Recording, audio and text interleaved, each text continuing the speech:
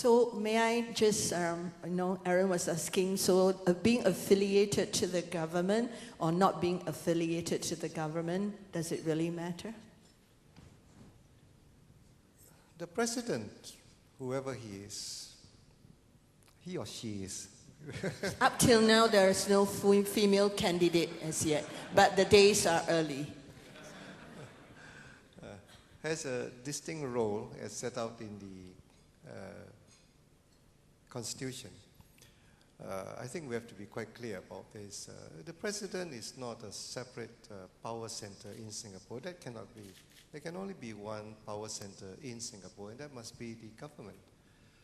The president also has very limited executive authority. He has custodial duties, as spelled out in the Constitution, to protect the reserves, and also with regard to certain issues like the appointment of senior people in the civil service and the armed forces.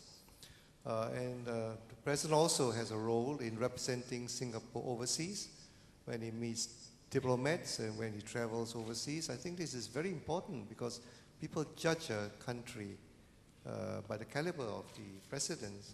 So all of this implies, in my view, that you need somebody in the presidency who is steady, who is experienced with a background, who knows the issues, who knows the limits of what the president can do, and most important, who is fair, who is neutral. The presidency has to be above politics. He has to work with the government of the day. He has to work with all political parties, including the opposition. He has to work with civic and social organizations, and he cannot take a partisan view. So my view is, rather than talking about who is independent or who is not independent, what is most important is that in the execution of his duties, the president must act independently. He must consider the issues on their own merits, make up his own mind, and exercise his authority accordingly. While the president has no executive authority, the president does have a certain amount of influence by his personal example, by the causes which he championed. In a way, you might describe this, as in the terminology of defense, as soft power, not hard power. I was struck.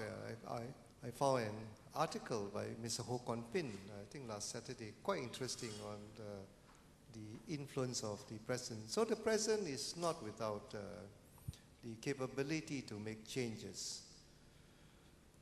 How he makes changes, I think, depends on the president's personality and style of working. Obviously, if he wants to do anything effectively, he must have the respect of the government or ministers. He must be able to work with them. He must consult, in my view, very widely with all sections of society. He must identify areas of need. At my press conference, I was asked, is there any particular area which I would concentrate on, or if particular concentration, if I'm like the president? I said that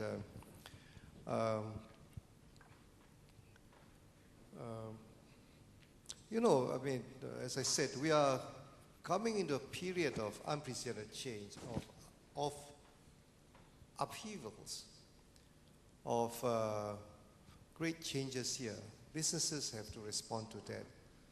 Investment companies have to respond to that. Governments have to respond to that. And governments have a responsibility, a great responsibility, to ensure that their citizens are not adversely affected by all of these changes. Help them to prepare for the changes.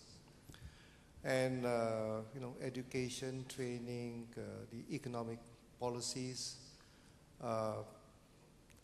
But even with the best preparation and the best schemes, the most vulnerable in our society, people who are handicapped, who are disadvantaged, may fall between the cracks. There's a saying that a rising tide lifts all boats. But I think it's the responsibility of government to make sure that the boats are seaworthy and not crushed by waves. And for people